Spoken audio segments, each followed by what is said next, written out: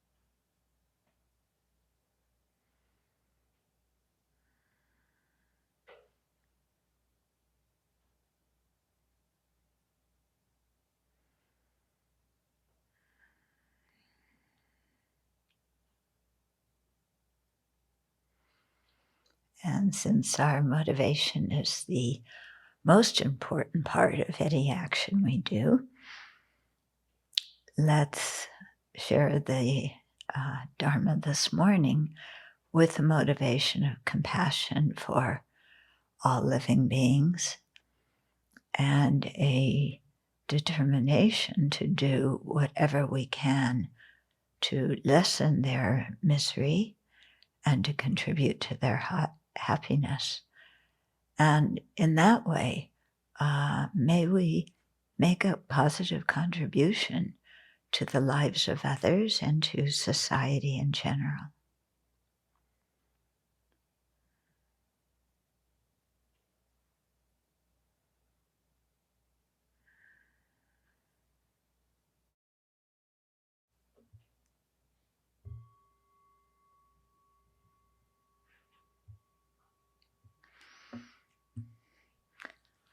Okay, so the chapter that we're on today is called Survival of the Most Cooperative. Yeah, you're used to survival of the fittest, okay? But this is a little bit different. So I'll read from the chapter and then explain a little bit as we go along. Okay, so some people see evolution in terms of survival of the fittest and use it as a reason to be competitive. Interestingly, when I was in Europe a few years ago and I said this, a scientist came up to me afterwards and said, "No, that's not what Darwin said. That is an American interpretation of it." But in Europe, they don't say that that's what Darwin said. So I find that quite interesting. It's saying a little bit about the American personality, isn't it? Yeah. His Holiness the Dalai Lama, however, speaks of survival of the most cooperative and points to ants and bees as examples of this. One ant cannot survive on its own. It needs its fellow ants and must work together with them to provide food and shelter for the entire ant colony so that all of them will survive. We used to have a couple of big ant hills right on the path up here. I don't know what happened. They aren't there now. I mean, the hills are, but the ants aren't. But you could see these guys. Wow, they were busy, and they were working for the benefit of the entire group. It's the same with the bees. They need to cooperate to construct a hive, make honey, care for the queen, and protect the eggs. If the bees in one hive formed factions, blamed each other, and fought to determine who was the most powerful, then all of them would die. Okay, now compare that to human beings. Yeah, substitute the word human beings. If human beings in one planet formed factions, blamed each other, and fought to determine who was the most powerful, then all of them would die.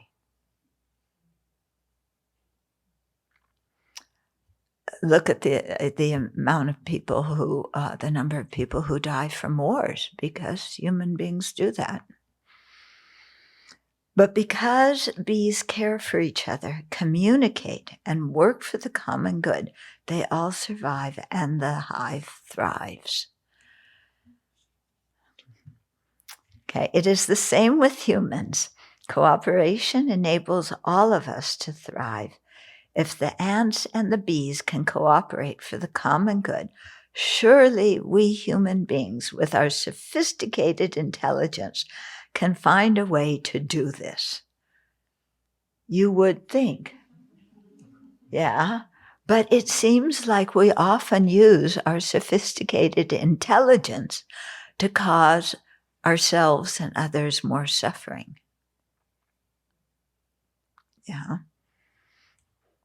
Compassion is vital, and compassionate communication is one tool to bring it about. Gee, they should put that in big letters in the Senate, in the Congress, in the White House, don't you think? Yeah. What role does competition play? There are two types of competition. One in which we compete with others, the others in which we compete with ourselves. When we compete with others, our focus is on winning. Yes, we want to win. We don't want to be a loser. Okay. Yeah. And it doesn't matter what the thing is, we want to be the top one. Okay. When we compete with others, our focus is on winning. As a result, we may not enjoy the activity very much. And in our attempt to win or dominate, we may be rude, to say the least.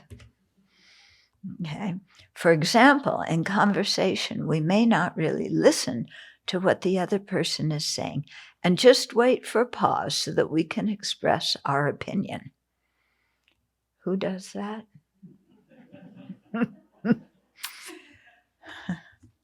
At work or school, we may hold back information that might be useful to others or refrain from helping them even when the opportunity presents itself. My brother went to medical school, and he told me that before some of the major exams, different students would check out the most important books so that others in the class would not have access to them and not do as well on the exams. Okay.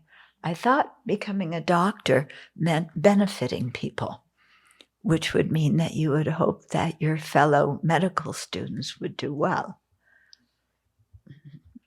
Another wrong conception down the drain.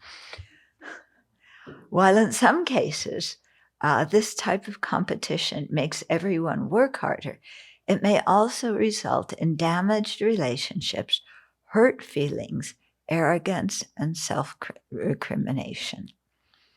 We compete, in quotations, with ourselves by trying to better ourselves and develop our skills, not because we want more wealth or a better reputation, but because we genuinely care about others and want to contribute to their own well-being. Okay, so competition with ourselves means that we're trying to improve ourselves and how we do. But again, it's not so we can compete better than others and score better than them, but because we want to improve our own talents and capabilities and be able to make a positive contribution to the lives of others. The key here is our motivation. Instead of allowing our self-centeredness free rein, we consciously generate a compassionate motivation. We work hard to develop our particular talents so that they can be used to improve the quality of life for everyone. Each of us has unique talents and abilities, and the quality of everyone's life is increased when we increase them and use them with a compassionate motivation. So if we recognize that we all have our own unique talents and abilities, then the fact that other people are better than us in some areas is not something harmful to us, but something useful, because they can fill in the blanks, so to speak, because they know more about us in certain areas. Yeah. And so we can depend on their knowledge and abilities that benefit all of society. And then also we don't need to compete with them because we know we have our own knowledge and abilities that can contribute to their welfare. Okay.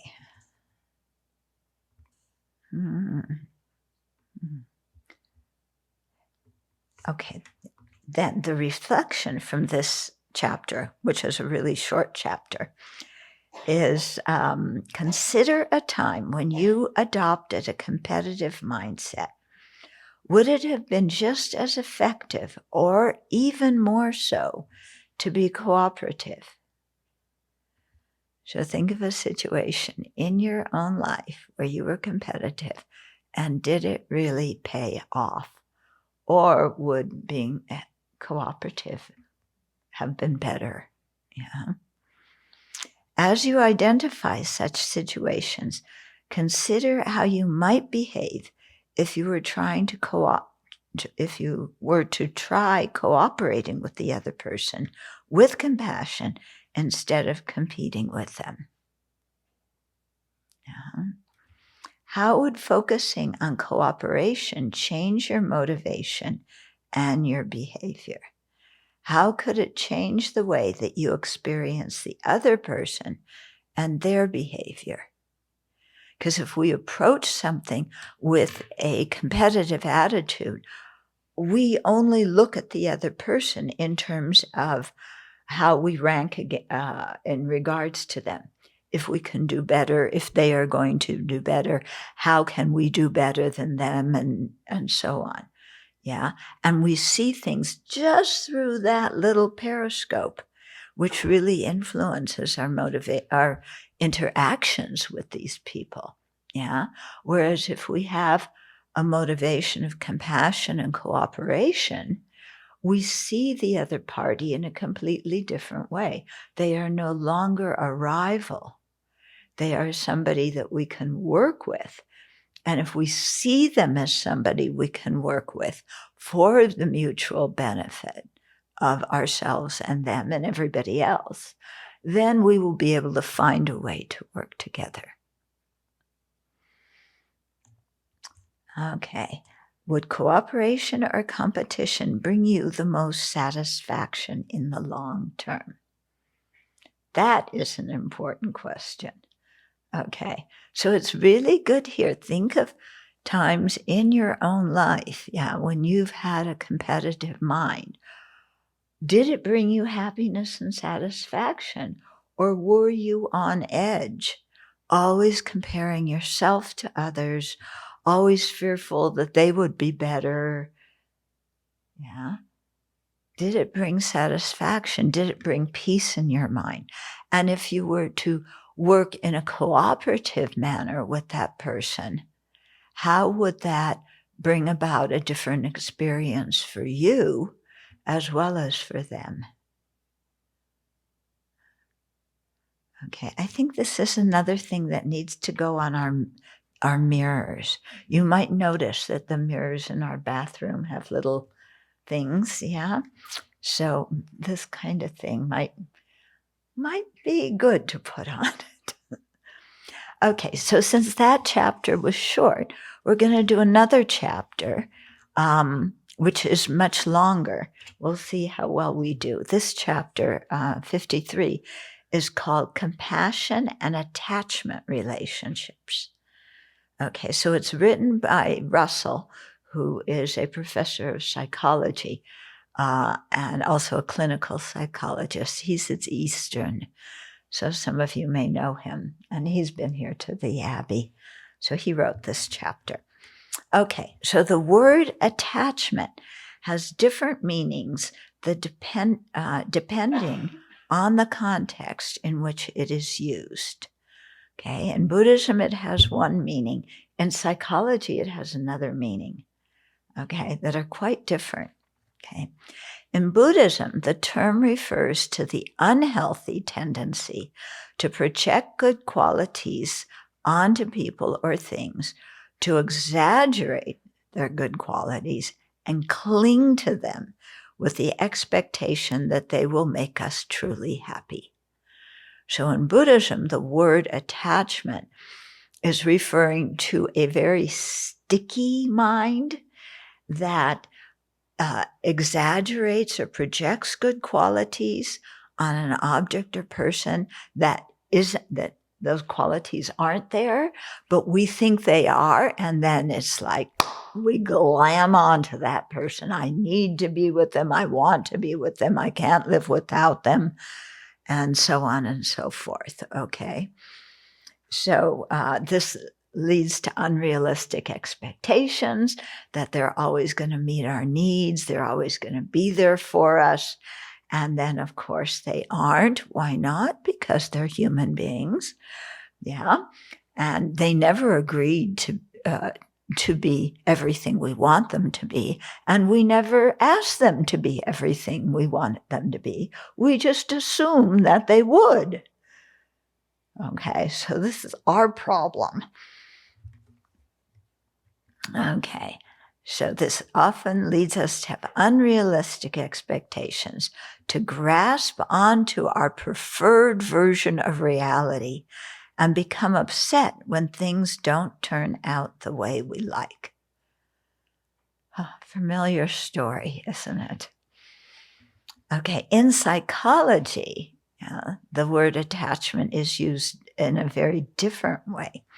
In this case, it refers to the nature of our interactions with others, particularly our caregivers when we were very young.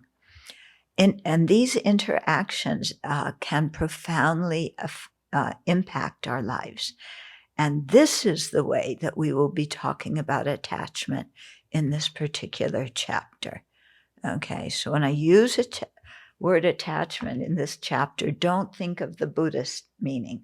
And I say this because many of you are very familiar with that. Instead, we're looking at it in terms of the psychological meaning of really connecting, being able to connect with others in a healthy and safe way when we're little. Okay, so starting with Don Bowlby, modern researchers in psychology and related fields have looked closely at the nurturing interactions between caregivers and their children.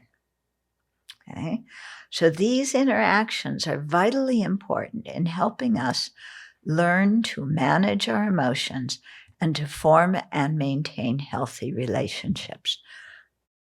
So the whole process of socialization, the whole process of learning how to relate to other living beings starts from the moment we pop out of the womb, and we get all sorts of conditioning that will shape how we look at situations, how we feel and how we act later on. Okay, but this is not the only conditioning we have. Okay, so we're not just saying, let's just look at things psychologically, because from a Buddhist viewpoint, there's also conditioning that we bring with us from our previous lives. There's also the karmic imprints we bring with us from our previous lives and some of the mental habits that we've had that we bring with. But here we're talking primarily about the conditioning in this life. But let's not forget that this isn't the only conditioning, and that we do not have to be trapped by our early childhood conditioning. Okay, our early attachment relationships even affect the growth of our developing brains, shaping the brain growth in areas involved with regulating emotions and with empathy. These early relationships with our caregivers could be parents or, whoever, grandparents, aunts and uncles, neighbors, whoever took care of us when we were really little. So these early relationships with our caregivers and how we remember and make sense of them also shape how we'll experience and relate to other people and our understanding of ourselves in relation to them. So it's not just the early relationships with our caregivers as if they are objectively existing situations that everybody responds to in the same way, okay? Because it says here, how we remember those relationships and those interactions with caregivers. Yeah. So, we selectively remember things, and we see things in different way, and we describe them in different ways. We make sense of them in different ways. All of this comes after the interaction. So it's not like whatever happened when we were little, is the conditioning, and that's it. It's how we as individuals respond to that conditioning. And people can have the same interactions and respond in very different ways. People can have the same events happen and interpret them in very different ways. Yeah, we know this, don't we? Just even from how when we discuss things now with people, we see things in one way, other people see things in another way. Okay, so again, we want to get out of this thing that says that it's just one experience or one interaction or one event when we were little, and then that is fatalistically determining the rest of our lives and how we react, and we're forever trapped by it. It's not like that.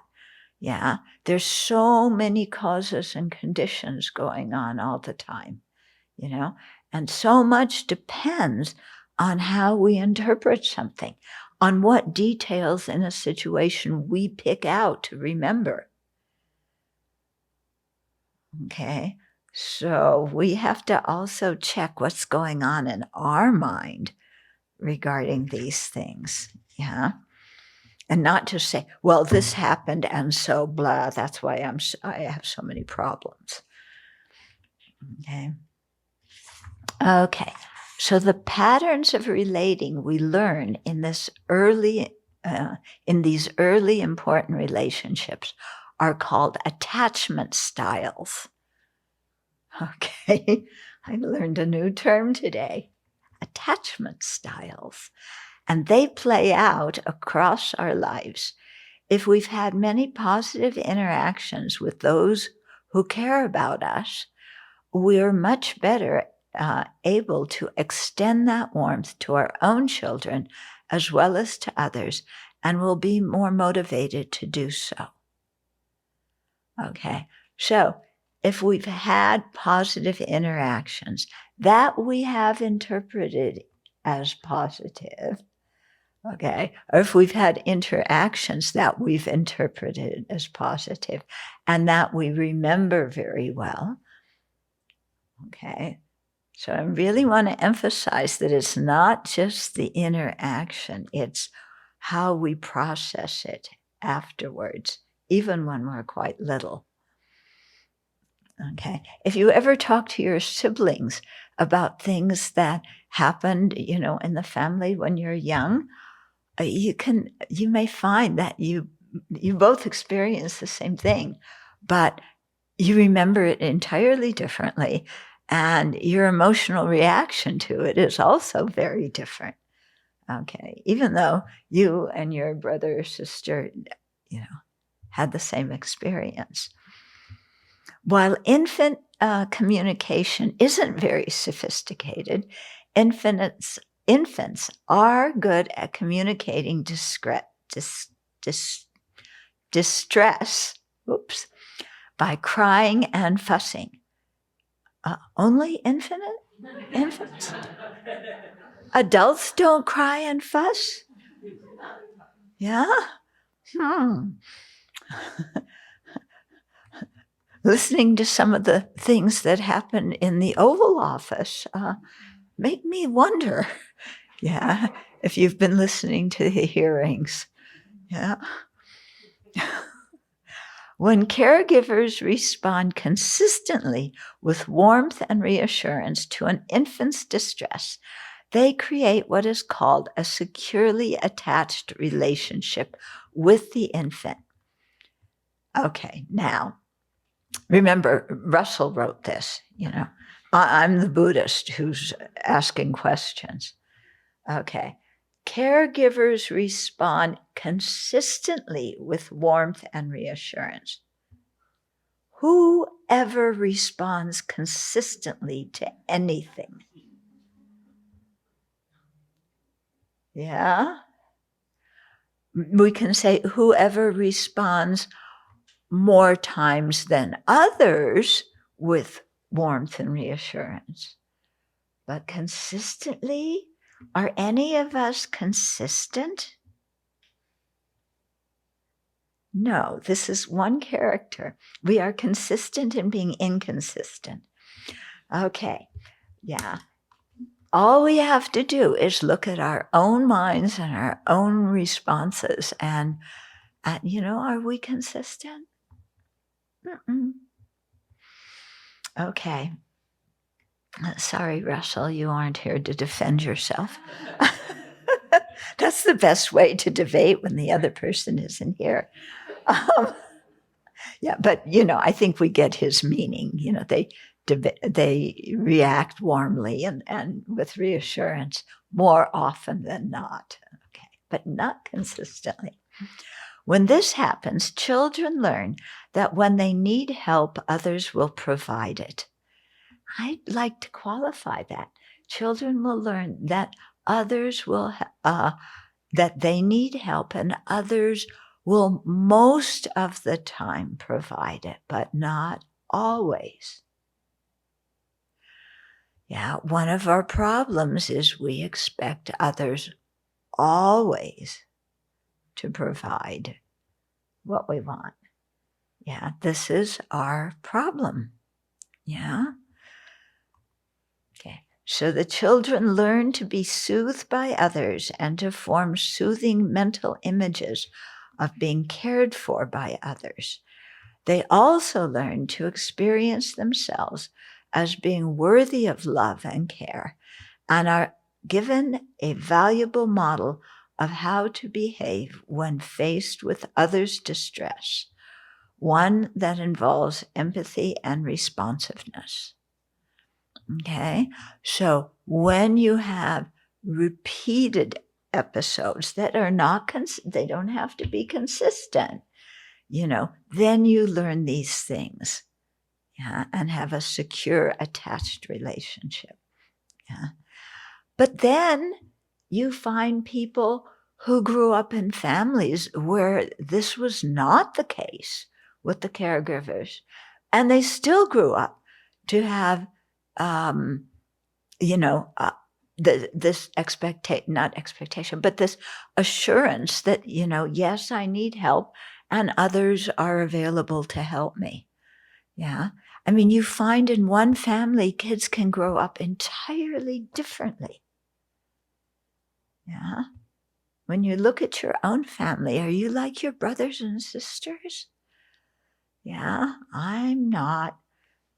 Yeah. Just ask my brother and sister if they want to be Buddhist monastics. You'll see that we grew up with very different ideas. Okay. My dear brother once pointed that out to me, how we differ. Yeah. And after that, he said, but we both have big ears and we both have eyes that are close to each other. Thank you, dear brother.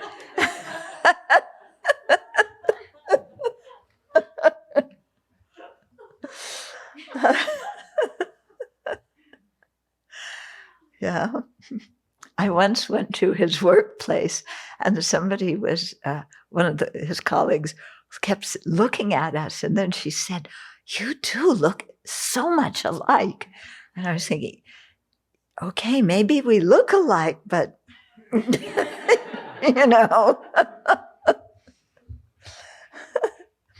Since compassion involves sensitivity to suffering and the desire to alleviate it, it's easy to see how having secure attachment relationships when we're growing up can give us a head start on experiencing compassion for others as we grow older.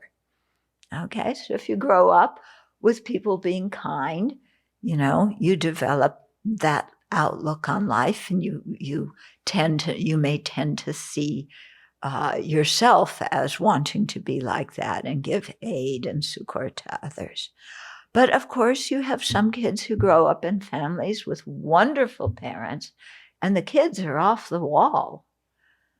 Yeah. So the thing is, when you have a child, you do not know what you're getting. Yeah. I think how many of you have kids? Yeah. Did you know what you were getting when you had a kid? Did they surprise you? Okay.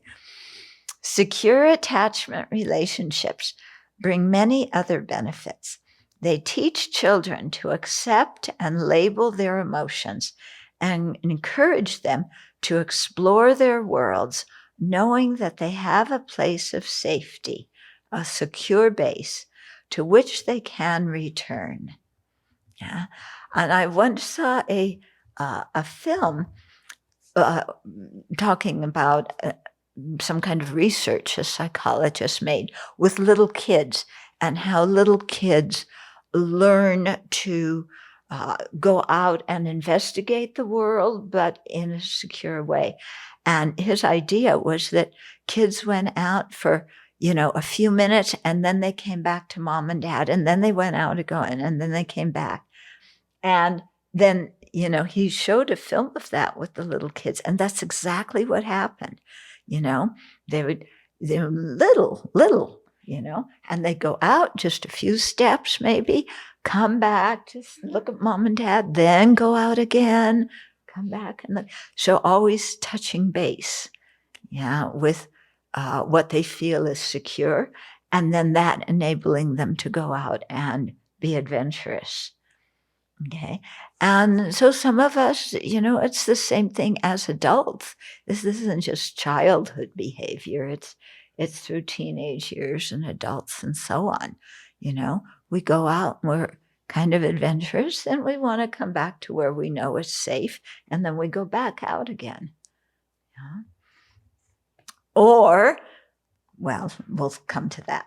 Okay. That was talking about the kids who grow up with secure attachment. Most of the time, not always.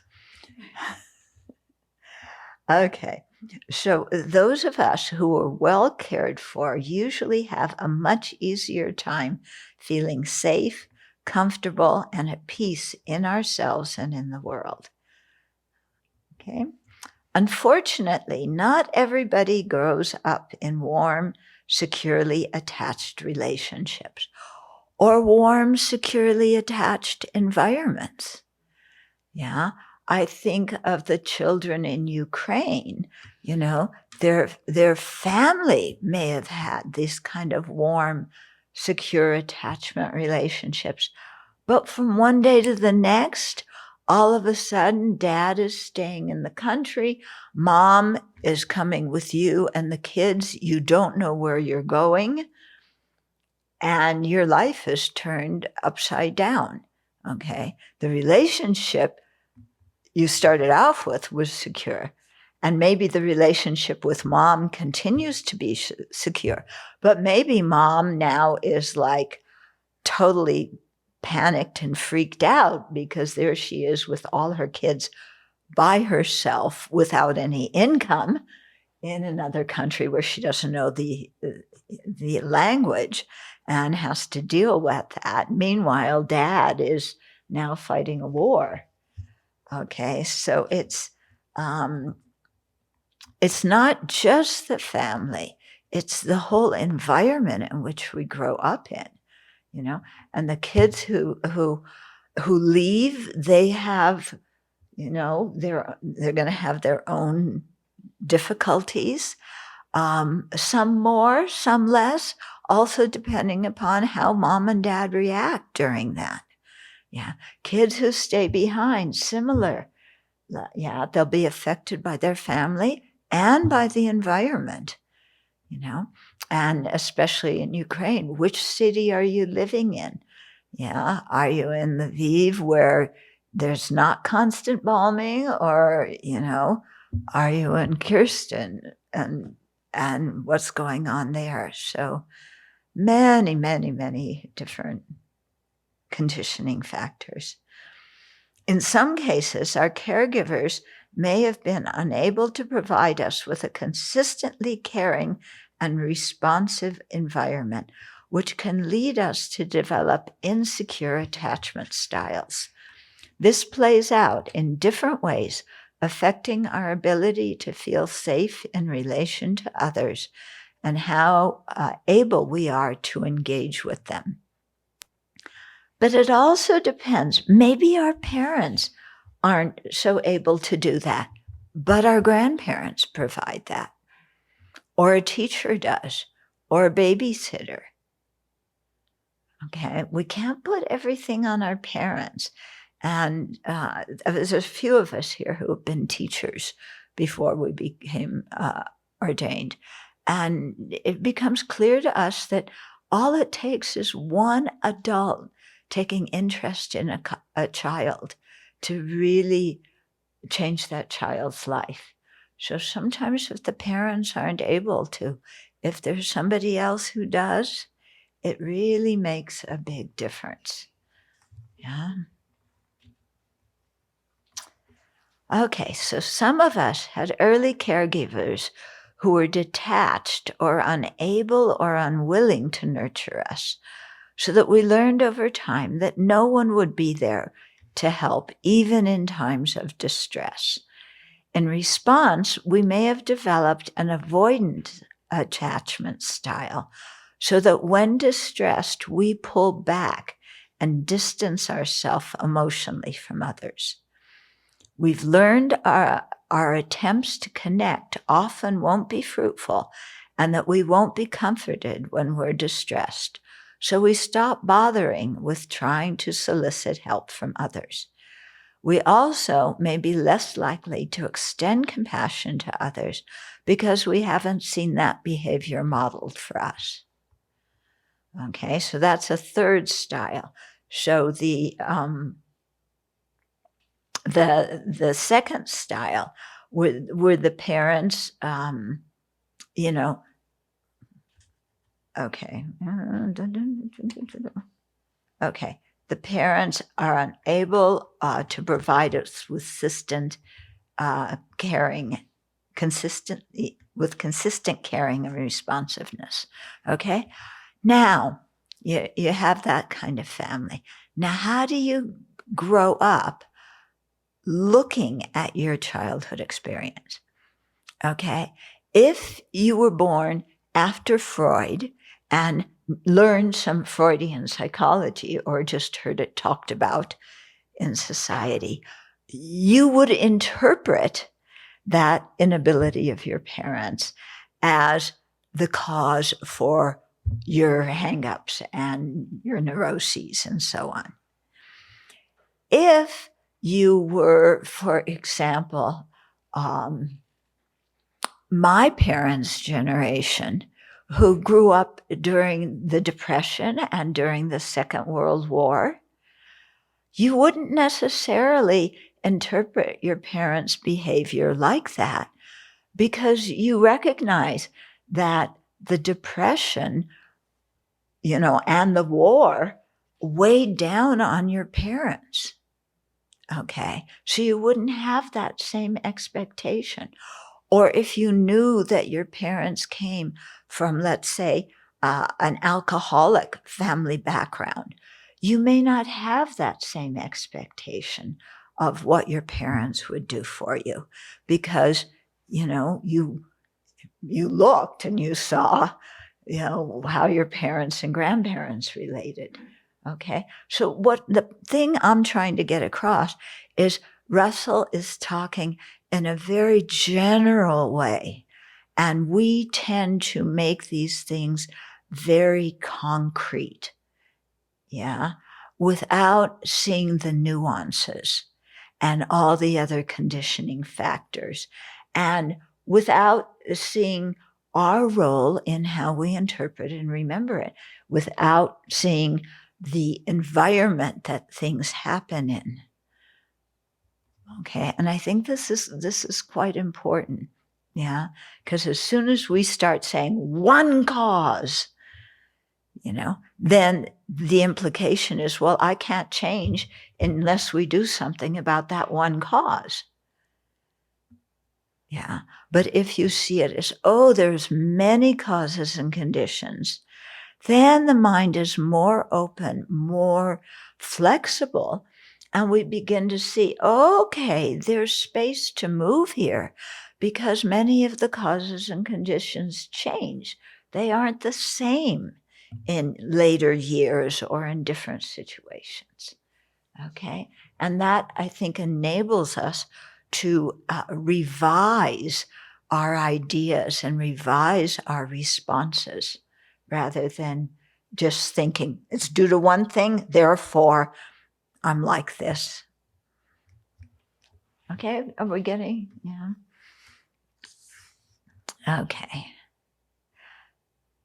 So the first one was the ideal family that none of us had. Yeah. The second one is the less ideal family that probably some of us had, where the caregivers have been unable to provide us with consistent caring and a secure environment because of their own personal stuff or the environment around them. The third was caregivers who were detached or unable or unwilling to nurture us, so that we learn that nobody's going to be there when we are in distress. And then the common reaction to that is we just withdraw. And we say, it's no use, I know I need help, but it's no use saying anything to anybody because nobody's going to respond anyway. Okay. And that becomes a self-fulfilling prophecy. Okay. So we tend to be emotionally distant from other people and harder to extend compassion. Okay, then the next one is some of us have grown up with caregivers who were unpredictable and dramatic, particularly in the face of our distress. Sometimes they were warm and responsive, but at other times they responded with rejection, harshness, or extreme emotional displays. In such cases, we may develop an anxious, ambivalent attachment style. Okay, finding ourselves very emotional and hypersensitive to any hint of rejection or perceived criticism. The reason being because we were never sure of how our parents or caregivers were going to respond in any particular situation.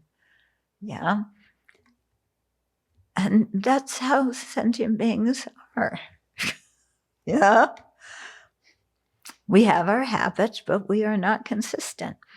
So we may have a hard time feeling safe in relationships for fear that they may end at any moment. Okay? Because sometimes the parent would be warm and comforting, and sometimes they wouldn't be there at all, or they would be very self-absorbed.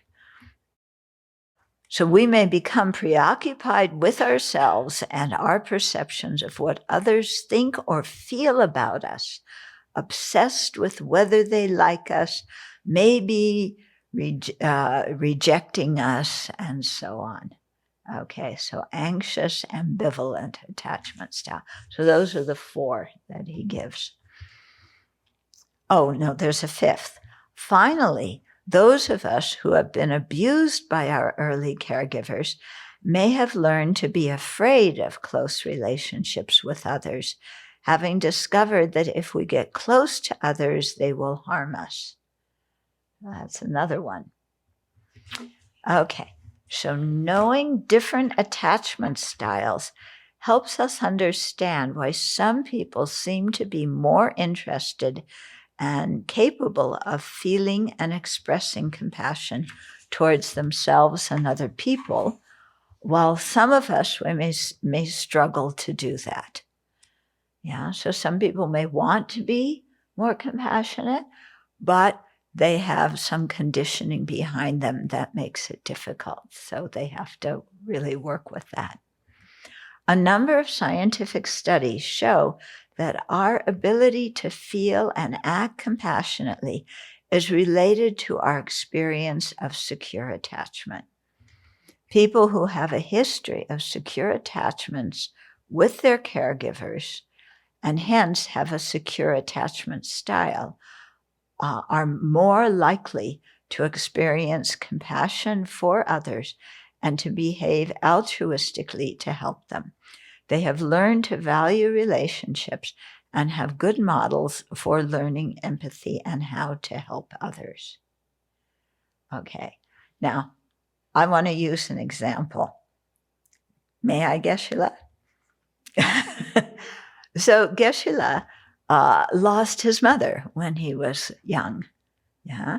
Now, according to this thing, if you lose a parent when you're young, that's going to adversely affect your compassion style and your ability to respond emotionally and so on. Okay. Geshe-la is a very compassionate person. Yeah. What happened when he was young, is not a major factor in how he is as an adult. Yeah. True. The first part is true. The second part, no, the second part is true. I knew you'd say that. That's why I looked at you and said true first. Okay. Our attachment styles also affect our ability to feel and express compassion by shaping how we respond in the face of perceived threats. This plays out both in terms of how threatened we feel and our ability to soothe and calm ourselves. If we've had a history of securely attached relationships, we're able to draw upon soothing mental images of being loved and cared for. This can help to ease feelings of threat that might prevent us from feeling compassion. We're better able to tolerate and work with our feelings of discomfort, allowing us to then shift our focus to the suffering of others and how to help them. Okay, so the idea being the more we are able to calm ourselves and see things through a non-threatening or even through a forgiving way. You see the threats, but you forgive them. Then the more we can do that, then the easier it is for us to express compassion. Okay, those of us with insecure attachment styles may find ourselves responding to suffering in very different ways. If we've developed an avoidance style, we tend to revert to that style when we feel threatened or uncomfortable, pulling back into ourselves and withdrawing from others. Focused on protecting ourselves and managing our own discomfort, we feel less connected to others and may be less likely to help them because we're, concerned with ourselves, involved with ourselves. Those of us who have anxious, ambivalent attachment styles may be deeply invested in helping others, but become distracted by our own emotions and insecurities. We may be so worried about others liking us that our attention constantly shifts to ourself, interfering with feeling compassion for others. So this kind of people-pleasing mode. You so much want other people to like you that you're focused on, how can I do what they want? And do they like me? Are they responding the way I want? And we're so involved with that we can't really see the other people's experience, and react with compassion. Okay, caught up in our own distress, we may have difficulty connecting with how others feel. When we do act to help others, our efforts may be skewed by self-interest, more based in the desire to improve our own image and likability than in genuine concern for others. Okay. We'd like to do skits at the Abbey. We once did one about People Pleasers Anonymous. Yeah. It was a great skit. Yeah, it was really good. Okay, we're going to keep going to finish this chapter, okay? So Russell continues. As I've said, awareness of the interaction between attachment style and compassion helps us understand why compassion will seem to come more easily and naturally to some of us and require more effort for others. Yeah. Just because it requires more effort doesn't mean it's hard and we shouldn't do it. Okay. It also, understanding compassion styles also helps us recognize that we are not to blame for these differences. We didn't get to choose our caregivers or their capacity to give us consistent, responsive, caring environments we needed in order to learn to feel safe in relationship to other people. Okay, so it's not the fault. It's not our fault. It's not our parents' fault either. Yeah. Seeing this, we can have compassion for those of us whose early life situations didn't foster secure attachments. When we see ourselves or other people distancing ourselves from suffering, we can understand that we are attempting to manage our own emotions. When we see ourselves or other people responding in dramatic ways, we will recognize this as a method we have learned to try and manage our own distress. That's in the case of the abuse people. With this awareness, we can respond with compassion rather than with annoyance. So when we're aware of these different styles formed when we're quite early, then when we meet people who are responding in different ways, we can understand that those are due to the kind of attachment style that they had growing up. And so instead of becoming impatient with them and criticizing them for not responding to distress, in a certain way, we become more patient and accepting and compassionate towards them. Theoretically. But sometimes it's difficult, isn't it? Yeah. When you're with somebody whose everything becomes a drama, yeah, it's difficult. Yeah. But again, just because it's difficult doesn't mean we shouldn't try and cultivate patience and forgiveness and compassion for them.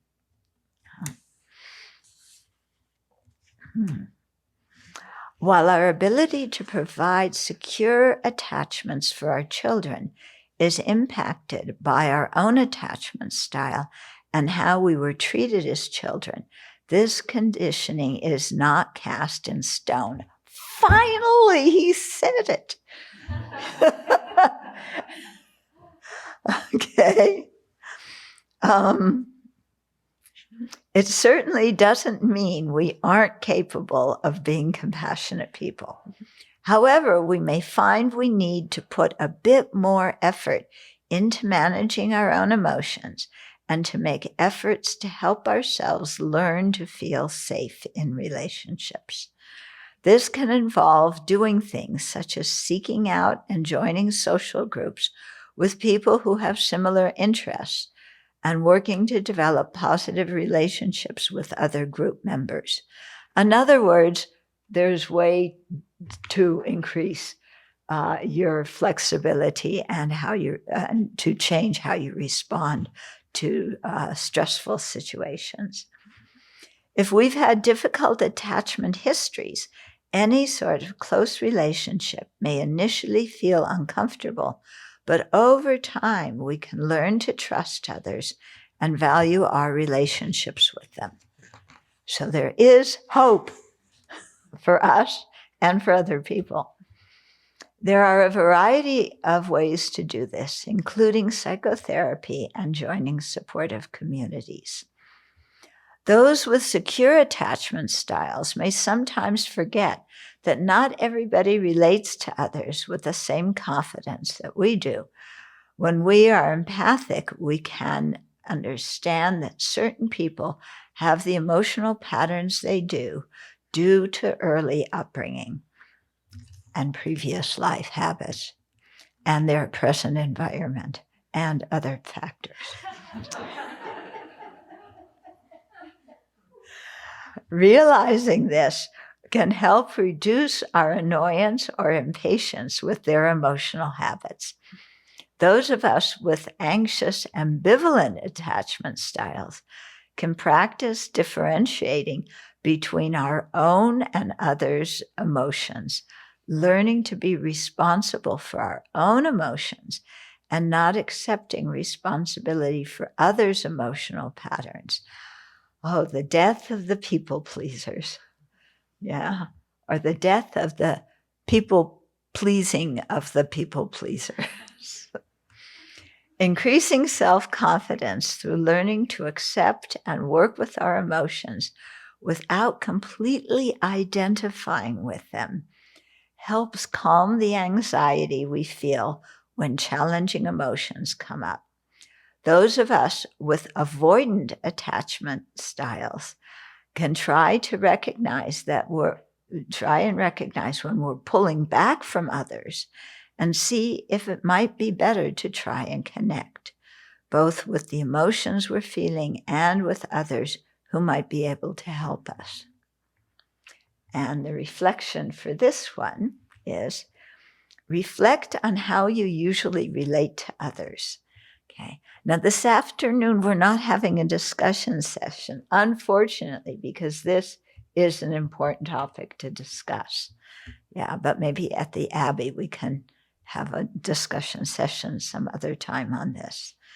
Yeah. Can you recognize one of the attachment styles as applying to you?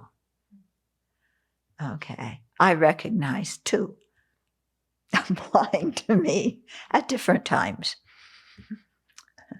Do you also see tendencies towards other attachment styles arise in certain situations? Yes.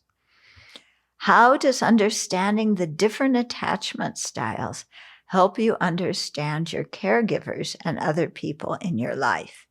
It certainly helps me understand where they're coming from. Yeah. And also what to expect out of them. Because when we expect things that they can't deliver on, then we're setting ourselves up for, problematic relationships. Okay, then consider your current relationships. Do you have relationships that are comforting and safe, in which you receive and offer compassion and support? If not, try to imagine how you might create such a relationship in your life. Okay, so lots to think about there. So we went over a bit, but can we have a few minutes? Please, please. Will you be pleased if we have, yeah? Will you still like it if I do? Or are you going to criticize me? Yeah. And what about all the rest of you? I feel really insecure. Yeah. So one or two questions? Yeah. I wish you could. I just kind of want to get your opinion on this. I feel like the Dalai Lama's assessment about cooperativeness is more accurate than survival versus the fittest, because there's actually studies showing that like little kids like being cooperative, like, hey, give me my keys, or do this. Scientific studies used to think it was just mimicking adults, but no, it's actually them naturally being cooperative. So I'm wondering if you feel like those virtuistic attitudes can arise despite like latencies from past life or nurture versus nature. And also, like, is the origin of those virtuous attitudes? Is that kind of a Buddha nature? Because some are seen as universally virtuous. Would you say that comes from Buddha nature or somewhere else? Okay. What was the first question?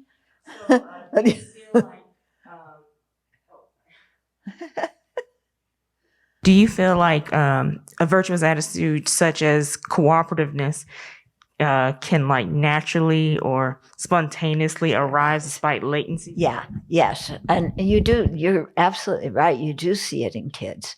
I mean, kids want to help. They want to help.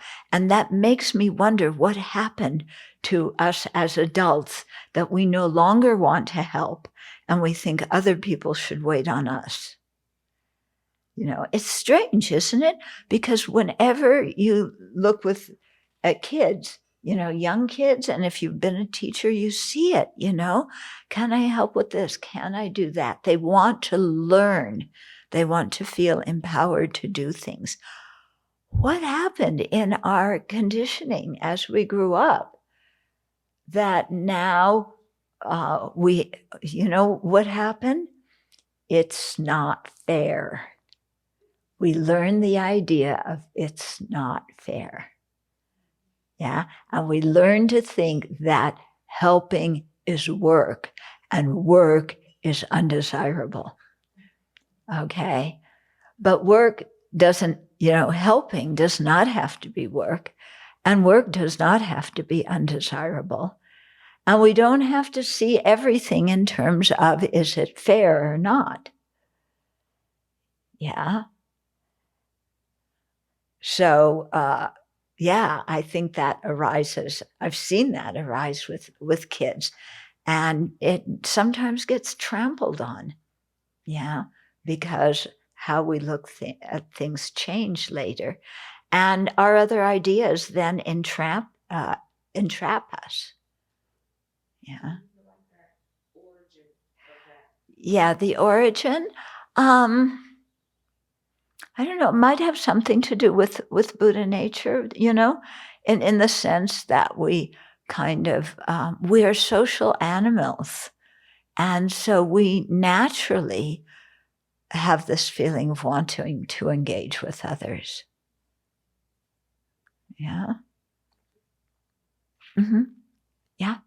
So today's teachings on competition and cooperation are reminding me of something from the 8 verses of Training the Mind. Mm-hmm. When someone out of jealousy mistreats me with abuse, slander, and so on, I shall practice accepting defeat and offering the victory to them. Mm-hmm. Is this related to the teachings? And could you talk a little bit of what offering the victory means?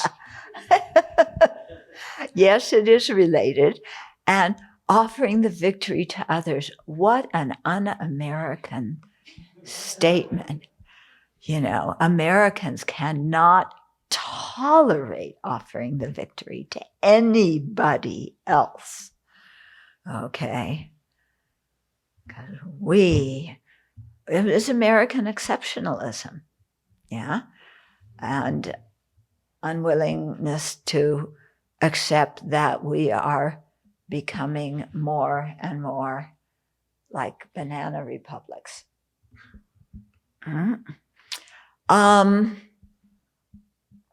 Offering the victory to others in the thought training practice, what that means is it doesn't mean you have to cave in and do what other people want, because what other people want sometimes is not so wise and not so beneficial. What it means is that in your own mind, you have to stop this attitude of I have to be victorious at all costs. Okay? For example, there's some people, who whenever there's an argument, they have to win the argument. And some of us may have had the experience, I think maybe all of us, maybe, of knowing that what we're saying in an argument is wrong, but we continue to say it and defend it because we want to win. Anybody here ever done that? Yeah. Yeah, we know what we're doing is wrong, but I'm going to win. I'm not going to capitulate. Yeah. I had one friend of mine was in marriage counseling with her husband, and the counselor told the husband, you can either win the argument and be right, or you can love your wife. You can't do both. Yeah. So, it's this kind of thing. So give the victory to others means I don't have to come out victorious in every discussion. I don't have to be the big shot in every activity. I don't have to be the one who's always noticed, who's always everybody talks about how great I am and all this. Yeah. We give the victory to others. We see that we're one among many, and then that gives the space, when somebody is doing something that is harmful, we can say, that's harmful. I'm not going to go along with it. So, giving the victory to others doesn't mean, sure, whatever you say, yeah, you're victorious. Yeah. So just more of an observation, a quick follow-up to the last one. Seems to me like what we're bombarded with in this culture is like, not only should we have the victory, but we should be loud and proud about it, right? Like I see it on bumper stickers all the time, and I see it. I was driving by a high school the other day, loud and proud, and I'm like, I don't know, it just struck me that like, I just want to get a bumper sticker that says, I value humble and soft-spoken rather than loud and proud. Like I've never seen a sticker like that, but maybe it's out there. Actually, that's a wonderful idea for a bumper sticker. Yeah. And it wouldn't actually make people think. Yeah, because there is a value to being humble and soft-spoken, instead of having to fill our energy, fill whatever space we're in with the rightness of who we are. Okay, so we're going to dedicate now.